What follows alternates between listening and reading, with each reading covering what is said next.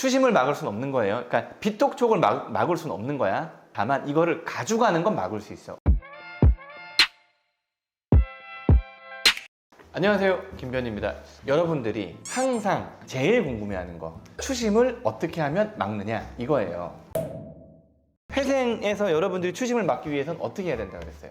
빨리 회생 신청을 하고 채권자에게 사건 번호를 알려주고 금지명령 신청을 한 다음에 금지 결정을 받으면 여러분들한테 추심을 못하게 돼 있다고 말씀드렸잖아요. 어떠한 추심도 못하는 건 아니지만은 어쨌든 못하게 돼 있어요. 파산은 조금 달라, 회생이랑. 왜냐면 파산은 파산 신청을 했어. 그러면 선고가 되기 전까지 채권자들이 모르는 경우들이 있어요. 다만 부채증명서를 발급하거나 하면 채권자들이 어느 정도 알겠지만 사건 번호를 줘봐야 금지명령이 없기 때문에 추심을 하고자 하는 채권자들은 얼마든지 추심을 할 수 있단 말이죠. 다만 항상 말씀드렸잖아요. 실무상 회생 신청하시는 분들이 재산을 갖고 있는 경우들은 가끔 있어요. 근데 파산 신청하시는 분들이 직장에 다니시거나 아니면 재산이 있거나 이런 경우는 거의 없기 때문에 사실 채권자들도 파산 사건 번호가 나왔다, 하단하면 나왔다 하면 솔직히 추심 안 해요.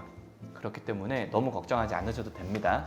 다만 추심을 만약에 한다 그러면 사실 어쩔 수가 없어요. 왜? 막을 수 있는 방법은 없으니까. 예를 들어 채무자 대리인 제도를 이용해서 금융기관이 아닌 다른 사채업자라든가 대부업체는 막을 수 있다고 쳐도 그 이외에 또 무슨 카드사라든가 금융기관 채권은 못 막으니까. 그러니까 그게 크게 의미가 있는 것 같지는 않아요. 다만 이런 건 있어요.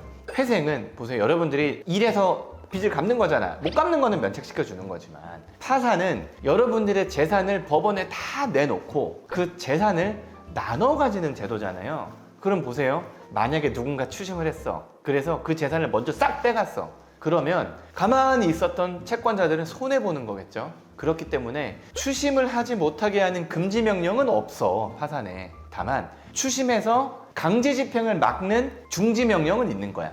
금지는 없지만 중지명령은 있어요.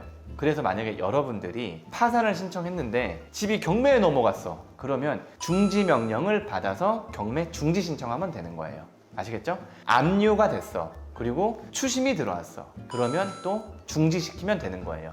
추심을 막을 수는 없는 거예요. 그러니까 빚독촉을 막을 수는 없는 거야. 다만 이거를 가져가는 건 막을 수 있어. 왜? 내 재산을 파산 관제인이 관리하기 전까지 이거를 지키고 있어야 되는 거거든.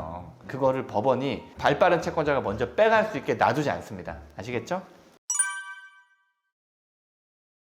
그래서 회생과 달리 금지명령은 없어서 사실상 추심을 막을 적법한 방법은 없다. 다만 하면 하단 사건이 나온다면 사실상 여러분들이 10원도 없다, 이 사람은 진짜 돈 없다 라는 걸 알기 때문에 추심을 거의 안 하고요. 만약에 추심을 한다 해도 강제집행을 막을 수 있는 중지명령은 있기 때문에 강제집행에 실익도 없는 거야. 그렇기 때문에 사실 회생보다는 파산하시는 분들이 추심당하는 일이 좀 적다, 이 정도 알고 계시면 됩니다. 그리고 대부분이 제가 했던 파산 사건 대부분이 되게 오래된 채무가 많아가지고 그분들이 추심 같은 거에 이골이 나가지고 별로 걱정하지도 않으시더라고요, 사실은.